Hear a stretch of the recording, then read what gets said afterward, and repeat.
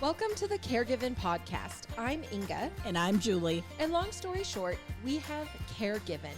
We are two momtrepreneurs who have built an in-home care business from the ground up, guided every step of the way by God's care and fueled by agape love. Almost 14 years later, we felt called to create this podcast as a resource for families with caregiving needs. Whether you care for a family member or are looking for advice on professional caregiving, we want this to be a platform to support you. Each week, we will come to you with encouraging stories of families who have found the right balance for their loved ones, tips for how to care for them and you, and much more. We hope you continue to join us each week as we share in this exciting new journey together.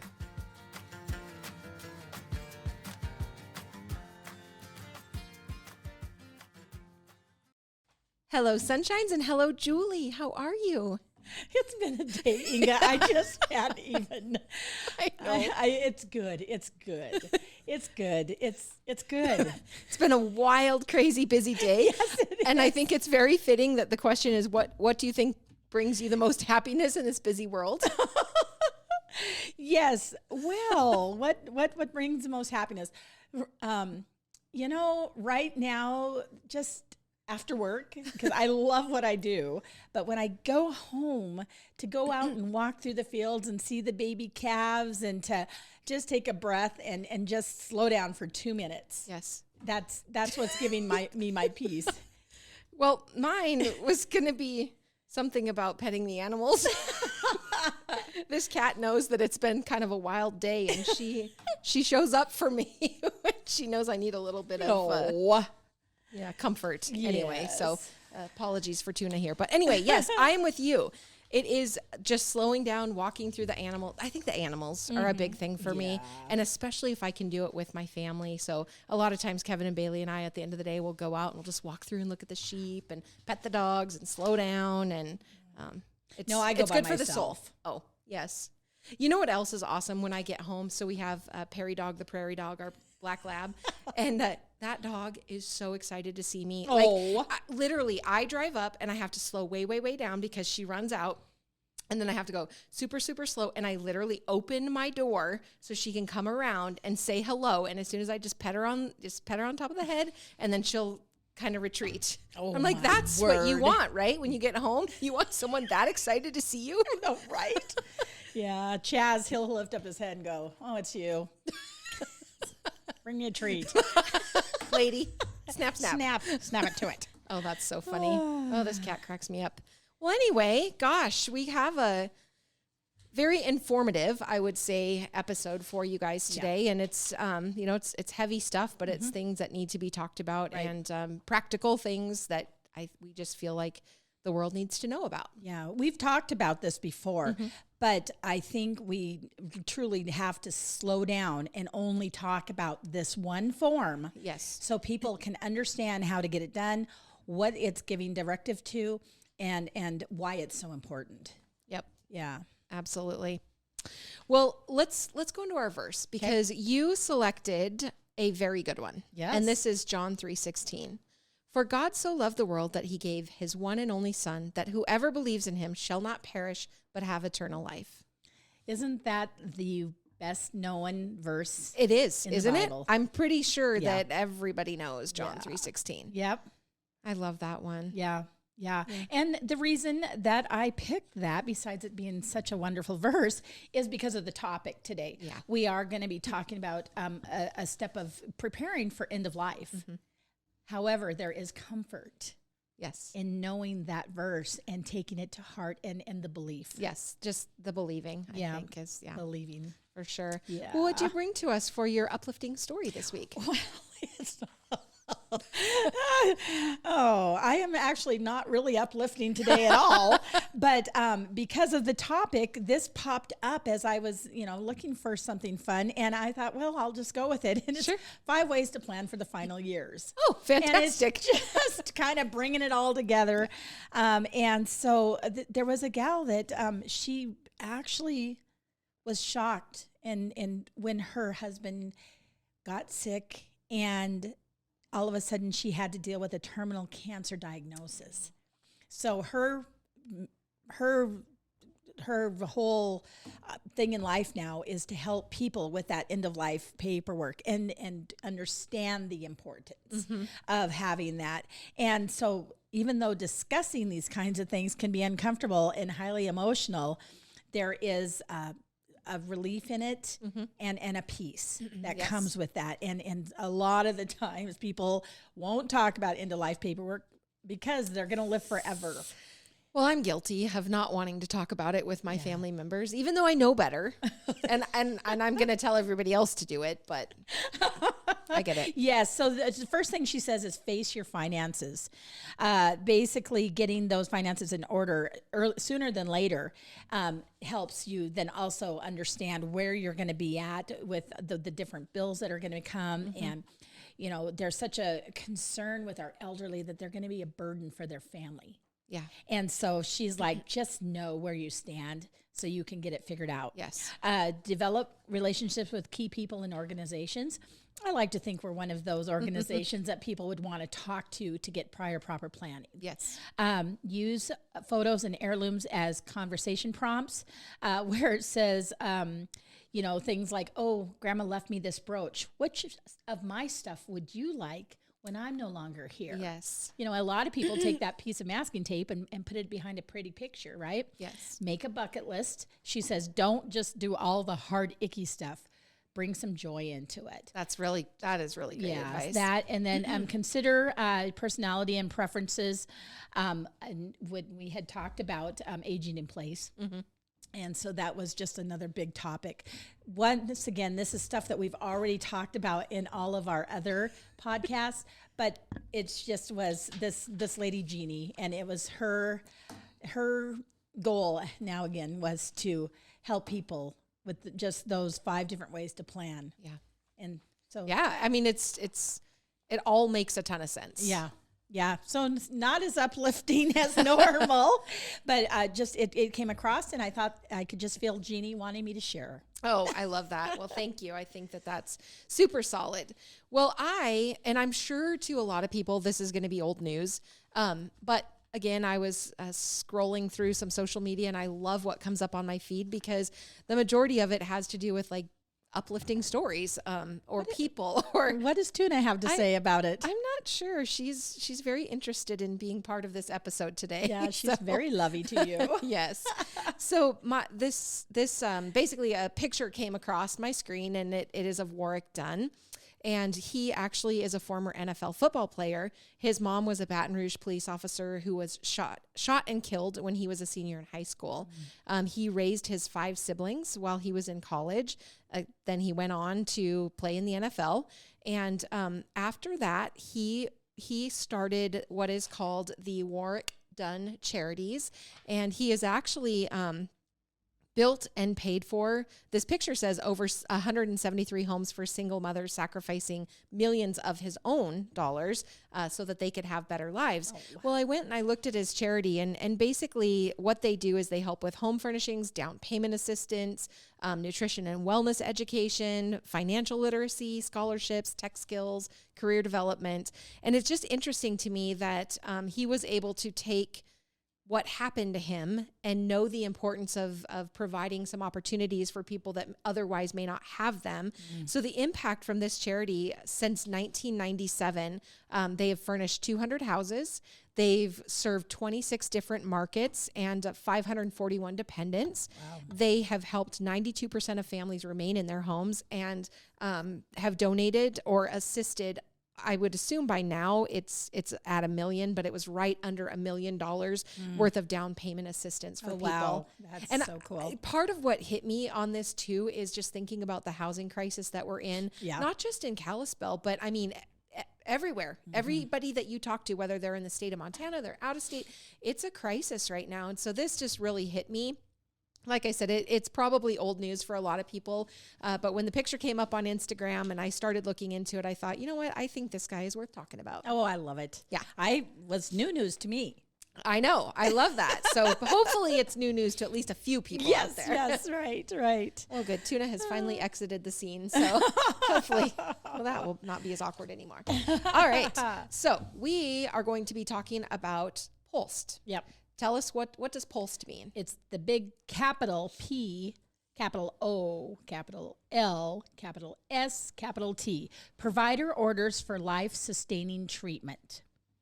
So what that is they it's a one piece of paper that you get from your primary physician that gives some directives if, like, we were there as a caregiver, there was a life emergency that we had to call 911, you would hand that green paper to the fireman or paramedic that came in. They would know exactly what your wishes were. Wow. And it's all on one piece of paper. That's good enough to get you to the ER, and then you go from there. Right. But I love that form, and I feel that everybody should have it. And usually they ask you to put it like on your fridge or any of that. Wow. And so when I'm doing home visits, very often I ask them, we always have to ask advance directives, because if we're in the home and there is a medical emergency, what are their wishes?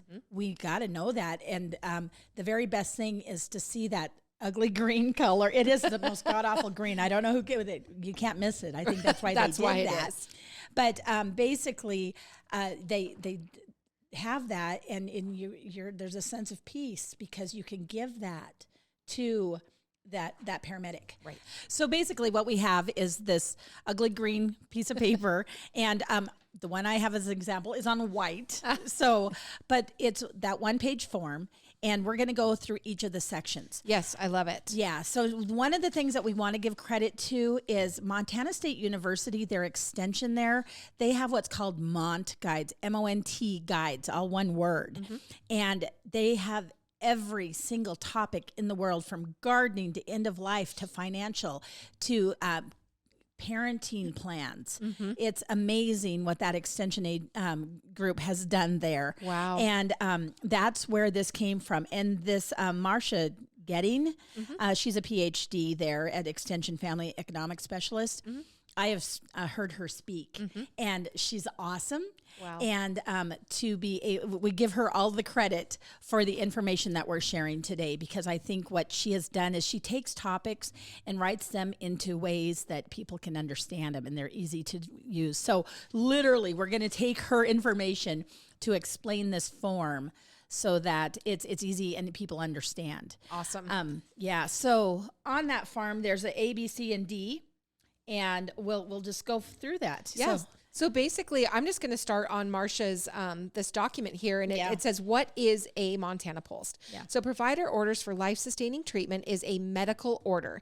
You are your agent, whom you have named in a healthcare power of attorney, and your healthcare provider are the individuals who sign the document.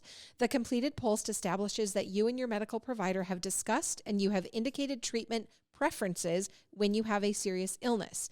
Now, it's important to know that you do not have to fill out a POLST document, and that the completion of a POLST is voluntary. Right. The POLST document should become a part of your medical records, regardless of where you are being treated, whether that's at home, in an emergency room, hospital, nursing home, memory care unit, assisted living. While the document was designed to be transferable among settings, new providers may ask you to complete a new POLST. The new provider often redocuments to verify that he or she had the discussion with you about your treatment preferences and throughout your stay at the different facility during the latest stage of a serious illness. So if you complete a POLST, all healthcare providers and family members should be aware of what you have stated in the document. Yeah. And it is my understanding that the POLST, the most current POLST, is the standing POLST. So if you wrote something and then you move into a facility and they have you write something new, the newest one is what will be acknowledged. Right. The other thing for people to be aware of is we work in hospice situations quite often. When there is a hospice situation, we don't call 911 with a medical emergency. Right. What happens is we call the hospice company that they're using as our medical director. Yep. We say there's a shortness of breath, there's pain, we need to readjust the meds. Right. Whatever the case is, we call them as medical direction. So that is not when we use a POLST either. Right. So. Yes, absolutely. How did POLST become available in Montana? Well, Oregon was the first state to establish the POLST form, and the development was in response to seriously ill patients who received medical treatments that were not consistent with their wishes. The Montana Board of Medical Examiners was approached about creating a POLST document for the state, and with assistance from from the Montana Department of Public Health and Human Services, POLST first became available in Montana during 2010. Since that time, the document's been updated, and the most recent version was done in September of 2019. So basically, POLST came into play, and when POLST came into play, Comfort One and DNRs were replaced by POLST. Right. So can you explain a little bit about that, Julie? So the Comfort One program has been eliminated from the EMS system in Montana, and Comfort One has been replaced by the POLST. Existing Comfort One documents and bracelets, however, will be honored by EMTs. Mm-hmm. So there's still a few people out there that still have the old stuff. Right. But it's also just for the different verbiage now. Sure. And DNR, which is a do not resuscitate, is a directive from a licensed physician or advanced practice registered nurse indicating healthcare providers should not attempt CPR if the patient's heart or breathing stops. And so the state of Montana has replaced the DNRs with a POLST. Right. And then there is the question of people thinking, well, I have a declaration or I have a living will, so why do I need a POLST? Right. And that basically the Montana Terminally Ill Act enables an individual who is of sound mind and who is an adult, which would be 18 or more years of age, that they can make a declaration or a living will. The declaration will govern the withholding or withdrawing of life-sustaining treatments when a person is in a terminal condition. A declaration must be signed by the person executing it and by two witnesses. A declaration is not a medical order like the POLST document. So they're two different things. Okay. Yeah. A Montanan can also designate another individual to make decisions about withholding or withdrawing life-sustaining treatment if he or she is unable to do so. So that is another animal, but I just think it's important to say that they're two different things. Right. Yeah. Absolutely. So then when you get back to the preferences on the POLST, basically you were talking, Julie, about wanting to run through and go ahead and just kind of walk us through what those sections are and what's going to be asked of you. Sure. So when you're looking at it, basically you put your legal last name, your legal first name, and your date of birth. Mm-hmm. And it does say that first follow these orders, then contact your physician, advanced practice registered nurse, or physician's assistant for further orders if indicated. These medical orders are based on the person's medical conditions and wishes. And if section A or B is not complete, full treatment for that section is implied. Mm-hmm. Completing a POLST is always voluntary. Right. So essentially, I guess what I'm hearing is if you have not made a selection on section A or B, then full treatment is going to be the response. Right. On section A, I guess it's going to ask about if a person does not have a pulse and they are not breathing, do you want CPR? Do you not want CPR? Right. So that's your first decision to make there. Yes or no. Yes or no. So when we get into our section B, this is the medical interventions, and this has to do with a person who does have a pulse and is breathing. Right. So different circumstance than section A. And the medical interventions, full treatment would be, the primary goal would be to prolong life by all medically effective means, right? Yes. So what does that mean, Julie? Boy, that means use intubation, advanced airway interventions, mechanical ventilation, cardioversion. So then when you get in the hospital, that also includes intensive care. Okay. So that's the full meal deal. That's the whole deal. Okay. Yeah. Then we have the selective treatment. And Yes. the goal of this is to treat the medical condition while avoiding burdensome measures. Mm-hmm. So can you elaborate on that for us? So in addition to treatment described below in the comfort focused treatment, then they use IV antibiotics and IV fluids as indicated. You do not intubate. They may use non-invasive positive airway pressure. Transfer to the hospital if indicated. They avoid the intensive care.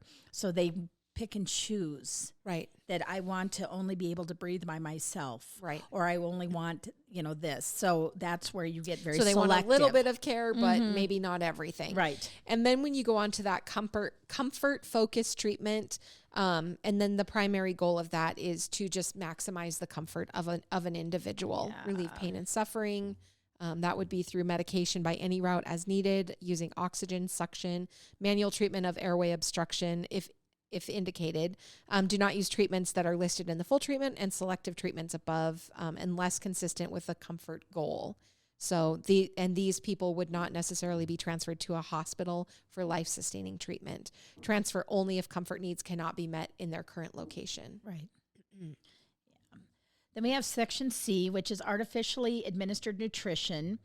And so this is where people get a little emotional in terms of the other topics are very hard. But Yes. when you're talking about being able to eat or drink, can you do that by yourself? So that's where we're talking about the options are artificial nutrition by tube, which is a long-term permanent if indicated, artificial nutrition by tube short-term, which is just temporarily an option, or no artificial nutrition by tube.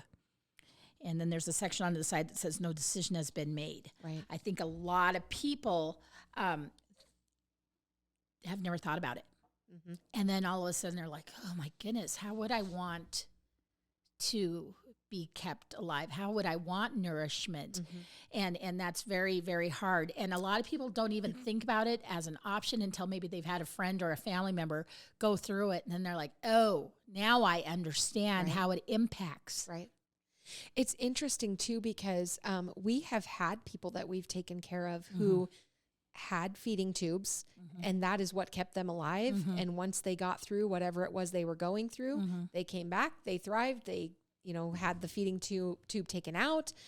It's an interesting thing because, the one particular individual I'm thinking about, had she not have had a feeding tube during this period of her life, she would not still be alive. Yeah.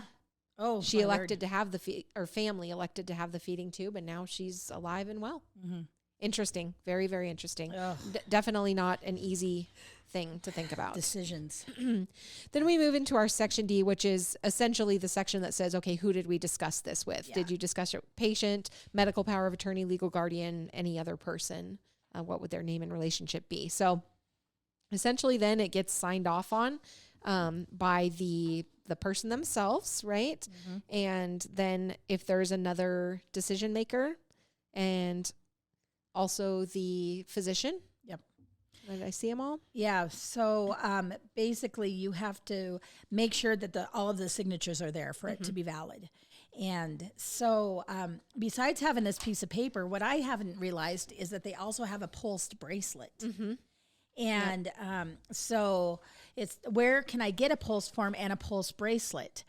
And so they call it Terra Green. I've been calling it Ugly Green. Ugly Green Terra. Oopsie. I've read it called like lime green in some places. Yeah. It's just very obviously green and bright and attention grabbing. Yes. And for the purpose, it's very important. I appreciate that color. But I have heard in some places, I just had a relatively new caregiver of ours. She came to us from another state, and she said that everybody that had a pulse had to have the bracelet. Oh, wow. Yeah. That must have been a state regulation? Maybe? Yeah. And because if they didn't have the bracelet on, then it was like they got the full treatment. Full meal deal. Okay. So that's where you want to make sure that, again, everybody understands. We had a situation one time where we were with the gentleman, and he was very ill. We couldn't get a hold of the daughter. And so we called 911, which we called 911, then we called the daughter. Right. But there was no paperwork anywhere.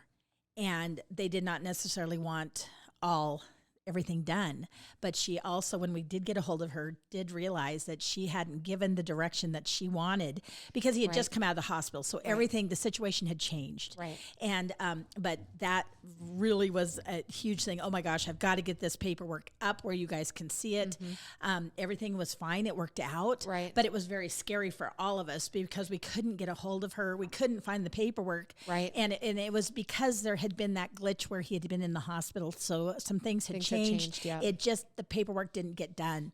So another thing for people to think about is this current, and if we take, a decline of any sort, are we still right in is that this same still mindset? yes, is this still what we want? Yeah. Or has it changed? Yeah, it's interesting because it is a moving document, and as things change with people, you do want to make sure that you're updating it. Yeah. I think they say in the home, it's best to put it like on the refrigerator or maybe Yes. next to a nightstand, somewhere that it's obvious if in case of emergency, to be able to find. And I think I read somewhere that if you had, so you want your lime green copy in the home, but I think they even said make some copies that you can just take with you if you do end up in the hospital or if the ambulance does end up coming, so you have that document available. Another home visit that I did, we were talking about the POLST. And so the daughter got up right in the middle of the home visit, and she was, I know it's around here somewhere. And they literally had to pull the refrigerator out because it had fallen down. And they hadn't thought about it, but I had brought it up, and they were like, we know we have that. Where in the world is it? Oh, and it was very funny because their reaction, she was not going to continue because she was like, I know it's here. We've got to find this. It's so important. I relate to her very much. I'm sure I would be the same. Like, time out. Yeah. Cannot continue until we find Can this I help paper. you move that refrigerator back Yes, now? yes. But we found it and we were able to move on. But it was very cute because she was, as I talked to her about advance directives and the importance of us knowing what their wishes would be in case of medical emergency, she's like, okay, like you said, time out. Yes. Yeah.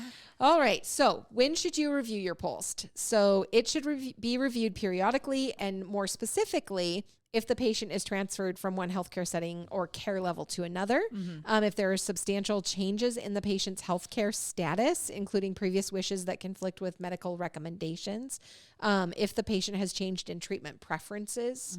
So if anything big happens, it's definitely a time to just review. Yeah, not just your pulse, but your will and all of that. Yes. What do they say? The 5 Ds every decade. Yes. If you have a death in the family, if you have a divorce in the family, any of those, a decline in your health, those are the Ds where you need to review all of that and just add the pulse to that. Yeah. What if I want to modify or void my POLST? A patient or healthcare agent can at any time void a POLST by executing a verbal or written advance directive or by completing a new POLST form. So after discussing with your healthcare provider, you can void the form in writing, just write void on it. And then this is interesting too. The POLST document can be stored in the provider's electronic records. And isn't there also an end of life registry? Yeah, it's really cool. That is really, really, really important, I think. Yeah.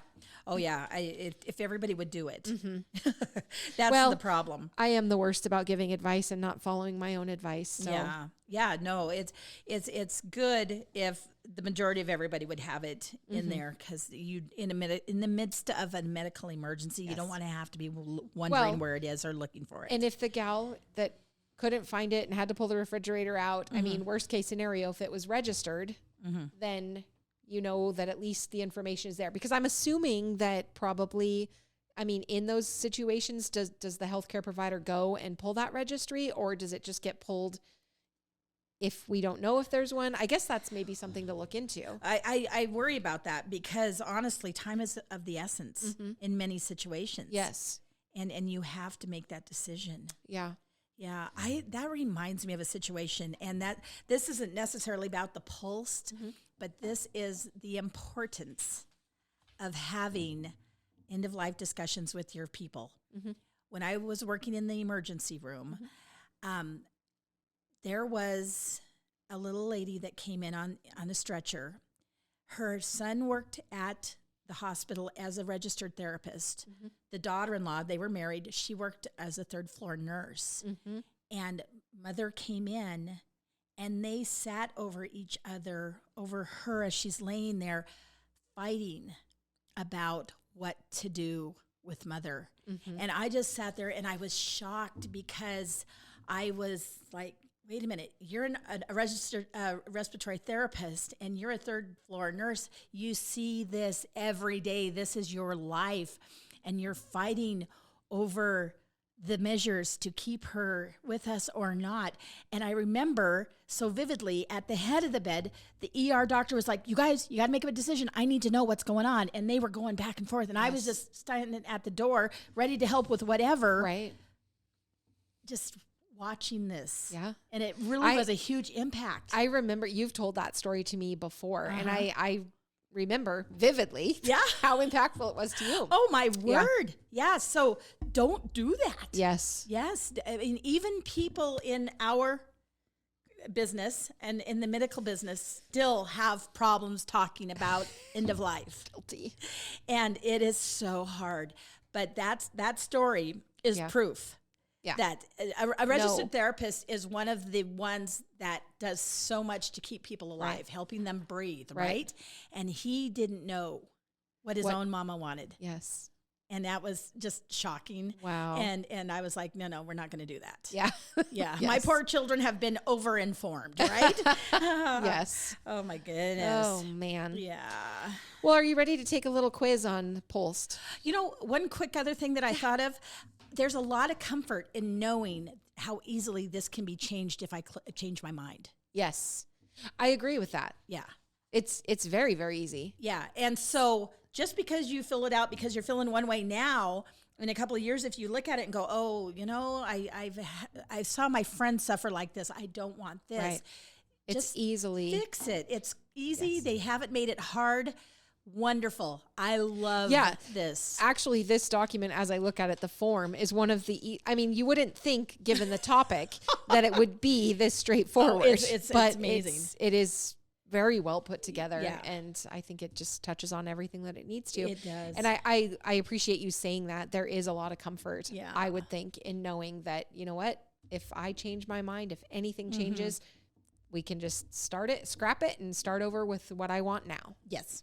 Okay, I'm ready to take a quiz. Okay, so I know we didn't say these numbers to you yet, but I'm just going to see how smart you are. Oh, I am so smart. So what percentage of Americans do you think have some type of advanced directive? Would you think that would be 20 to 30%, 40 to 50, 60 to 70, or 80 to 90? Well, based on your experience in the field, I would really hope that it was closer to 80, 90%, but I am betting you it's less. It is far less. Yes. 20 to 30%. And so read that again so everybody gets the impact of those numbers. So what percentage of Americans have some type of advanced directive? Only 20 to 30%. Of all of us in the world. Yes. So only 20 to 30% of us have made clear, this is what I want. Oh, yeah. That's a worry. That's where mistakes are made. Mm-hmm. Yeah. Okay. Do you remember? Uh-oh. I think I said this. Do you remember what state first established the POLST? Oregon. You got it. Woohoo! All right. True or false? POLST replaces Comfort One in Montana. True. Very true. What about this? True or false? The completion of a POLST form is voluntary in Montana. Very true. Very true. Yep. It's as easy as that. You got 100%. Woohoo! Good job. Grunt, groan. Alyssa's cringing. Oh, that's right. I have a microphone here. I put a little mustard on Hopefully that. she leaves it in there. Most of the time she cuts out our cringy stuff, but I mean, this is who we are. You probably know that by now. I got 100%. That's what I was all excited about. The stretch. Yeah. And next time say Air 5. Oh, Air 5. Perfect. There, and then I wouldn't have to reach over the table. Oh my God, that's funny.